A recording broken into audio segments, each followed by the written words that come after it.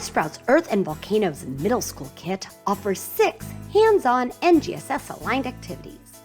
Slide, smash, and crash plate tectonics together to provide evidence-based explanations for how geoscience processes change Earth's surface.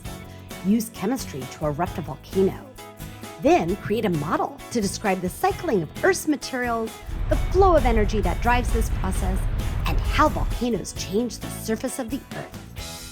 Use observations and analysis from both the volcano and plate tectonic investigations to explain why some future catastrophic events can be forecasted and others cannot.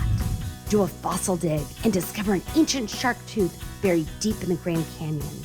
Then use this discovery to provide evidence of past plate motions. Create an erosion lab and model wind, river, rain, flood, and ocean erosion. Our Earth and Volcanoes workbook engages students with investigations, modeling, and written interpretation. Bring science to life with iSprowt's exciting phenomena-based Earth and Volcanoes middle school kit.